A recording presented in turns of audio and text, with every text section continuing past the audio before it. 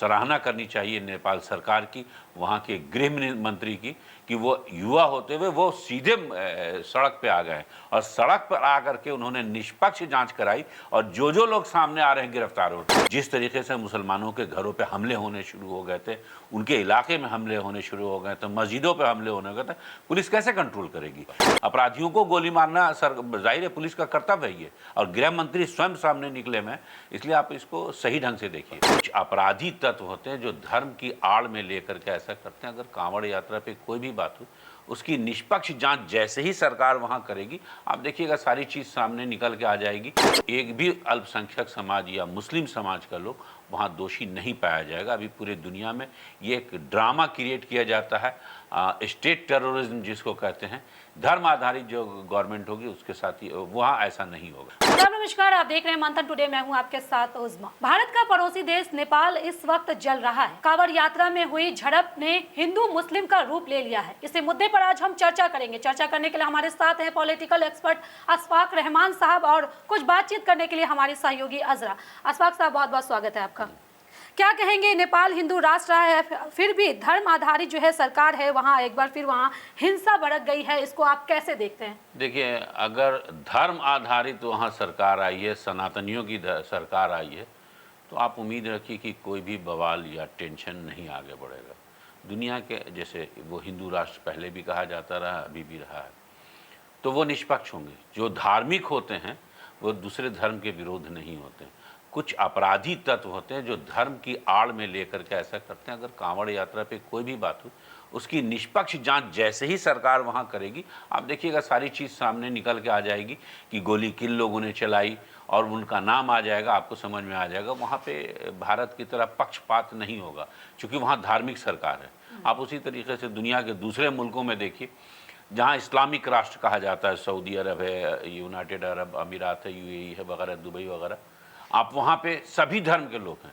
तो जहाँ धर्म आधारित सरकार है, वहाँ पे वो धर्म को मानने वाले लोग कभी किसी दूसरे धर्म का अनादर नहीं करेंगे और ना ही उनके साथ किसी तरह की हिंसा होने देंगे।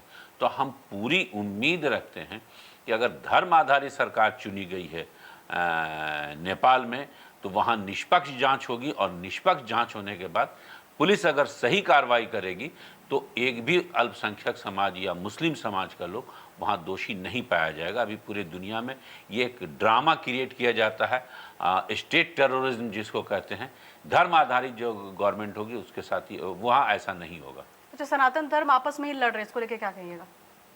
वो कुछ निजी मुद्दे होते हैं, हर धर्म वालों में अपने अपने होते हैं। लेकिन कांवड़ यात्रा के दौरान कौन सा निजी मुद्दा होगा? नहीं, वो अपने को लेकर नहीं लड़ रहे हैं। जाहिर है उसमें कुछ लोग होंगे जो अपराधी तत्व होंगे, जिन्होंने अपराध करना होगा, हिंसा भड़काना होगा, तो उनको दबा रहे होंगे दूसरे। अगर भड़काना है तो वो बाद में भी भड़का सकते थे, लेकिन जब अगर कांवड़ यात्रा कर रहे हैं, कांवड़ यात्रा के दरमियान या किसी भी धार्मिक कार्यक्रम के दरमियान जो भड़काया जाता, इससे राज्यव्यापी राष्ट्रव्यापी दंगा भड़क सकता है। इसमें मुद्दा यही होता है उन लोगों का कि साहब हम किस ऐसा कर दें कि साहब इससे ये हो जाए। लेकिन जो सही हिंदू होगा, जो सनातन धर्म को मानने वाला होगा, वो कभी भी इन लोगों को बख्शेगा नहीं, इनको पहचान करेगा और उनको छांट देगा। अच्छा, ये पहले से रची हुई साजिश लग रही है? हाँ, बिल्कुल सोची समझी साजिश होगी, क्योंकि जो अभी जांच में सामने आया, जिन लोगों का नाम सामने आया है, और सराहना करनी चाहिए नेपाल सरकार की, वहाँ के गृह मंत्री की, कि वो युवा होते हुए वो सीधे सड़क पे आ गए और सड़क पर आकर के उन्होंने निष्पक्ष जांच कराई और जो लोग सामने आ रहे हैं गिरफ्तार हो, वो जात पात नहीं देख रहे हैं कि तुम सनातनी हो, तुम हिंदू हो, वो जो अपराधी है वो पकड़ के अंदर कर रहे हैं और हिंसा अच्छा, करीब। ये जो गोली जो मारा गया है 3 लोगों को, इस पे आप क्या कहेंगे?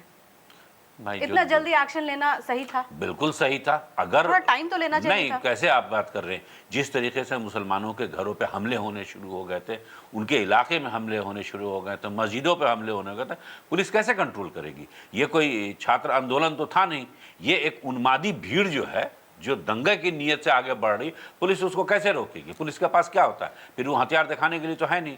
तो उसने जिन लोगों को गोली मारी है वो सब अपराधी तत्व हैं। अपराधियों को गोली मारना जाहिर है पुलिस का कर्तव्य है ये, और गृह मंत्री स्वयं सामने निकले में, इसलिए आप इसको सही ढंग से देखिए। पूरी दुनिया में नेपाल जो है एक हिंदू राष्ट्र है, तो ऐसे में जो वहाँ पे जिस तरह से मुस्लिम पर अटैक हो रहा है, तो क्या अब मुस्लिम वहाँ सुरक्षित है? अगर वहाँ पे हिंदू राष्ट्र बन गया है तो मुसलमान 100% सुरक्षित है। याद रखिए, दुनिया में जहाँ भी धार्मिक सरकारें हैं, मैंने बताया ना कि अरब वर्ल्ड में आप चले जाइए, आप वहाँ किसी दूसरे धर्म को, यहूदी हैं, ईसाई हैं, अन्य कोई भी धर्म के मानने वाले, हिंदू बहुत सारे भरे में, आप किसी एक पे कोई उंगली उठा के देख लीजिए। तो जहाँ धर्म आधारित, जहाँ अधर्मियों की सरकार होगी, वहाँ ये फसाद पैदा किया जाएगा। अधर्मी लोग होते हैं जो भगवान का नाम लेके दूसरे के ऊपर ये करते हैं। जो धर्म को मानने वाले, धर्म को मानने वाला आदमी हिंसा नहीं करता है। धार्मिक आदमी वो अपना ये करता है, दूसरे की इज्जत करता है। अच्छा, सवाल यहाँ पे ये भी उठ रहा है कि बालेन शाह जो वहाँ के पीएम हैं, उन्होंने बहुत देर से इस मैटर पे प्रतिक्रिया दी या इस मैटर पे नहीं, मेरे ख्याल से बालेन शाह को आप इसमें कुछ नहीं कहें। बालेन शाह जाहिर सी बात है, ये गृह मंत्रालय के अंदर आता है। गृह मंत्री को जैसे ही हुआ, गृह मंत्री को जब पूरी सूचना मिली वो सड़क पे आ गए। आप उनकी तारीफ कीजिए।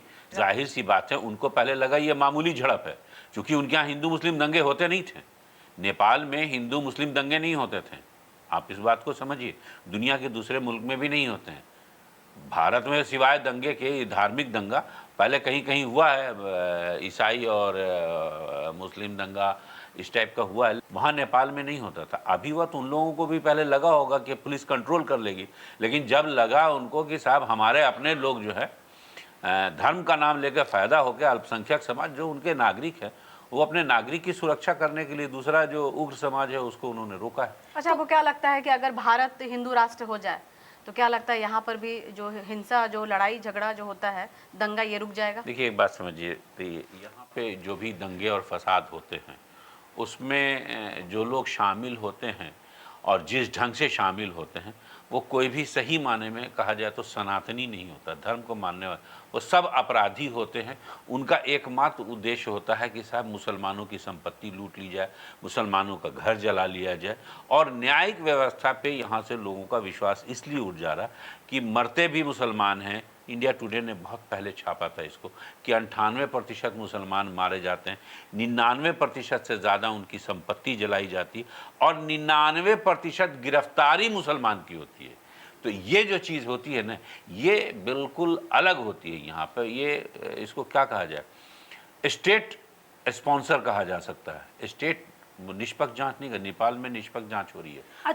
अच्छा, ये इस बार भारत पर इसका क्या असर पड़ेगा? अभी भारत पे कोई ख़ास इसका असर नहीं पड़ेगा और हमको नहीं लगता है। उनसे सीख ज़रूर लेनी चाहिए। एक छोटा राष्ट्र है, लेकिन उससे सीख लेनी चाहिए कि निष्पक्ष जांच होती कैसी है, वहाँ की अदालतें फैसला क्या कर रही है, वहाँ का पुलिस प्रशासन क्या कर रहा है, ये सीख लेने की चीज़ तो ज़रूर है। अगर नेपाल खुद को हिंदू राष्ट्र मानता है तो धार्मिक यात्रा के दौरान इतनी बड़ी हिंसा क्यों हुई? जहाँ पर फसादी लोग बीच में घुस जाते हैं, उपद्रवी लोग घुस जाते हैं, वो जानबूझ के कराते हैं। कांवड़ियों ने दंगा नहीं शुरू किया, कांवड़ियों के ऊपर जो है उनके अपने ही लोगों ने गोलियां चलाई और ये जांच में सामने आ चुका है। जो लोग आ चुके हैं उसको गृह मंत्री ने स्पष्ट आदेश दिया और हमको लगता है करीब करीब सभी लोग गिरफ्तार हो चुके हैं। दंगा भी थम चुका है करीब करीब। अच्छा, भारत में सनातन धर्म के लोग हैं, उनको लेके आप क्या कहेंगे? भारत में जो सनातन धर्म के मानने वाले हैं वो सही मानने में सनातनी हैं, वही लोग सही हैं। उनको कभी नहीं देखिएगा जय श्री राम का नारा लेके किसी मुसलमान की दाढ़ी काटते हुए। जो सही सनातनी है, जो उपद्रवी हैं, वो इस तरह का काम कर। जो सनातन धर्म को मानने वाला, आप क्या बात करते हैं? भारत में तो हज़ारों साल से हिंदू मुस्लिम साथ मिलकर रहते आ रहे हैं। चलिए, बहुत बहुत शुक्रिया अशफाक साहब इन तमाम सवालों का जवाब देने के लिए। चलिए, फिलहाल इस खबर में बस इतना ही। देश दुनिया की ऐसी तमाम बड़ी खबरों के लिए बने रहे मंथन टुडे के साथ। साथ ही हमारे चैनल को लाइक करें, सब्सक्राइब करें, फॉलो करें और निष्पक्ष पत्रकारिता देखना है तो देखते रहे मंथन टुडे। बहुत बहुत शुक्रिया।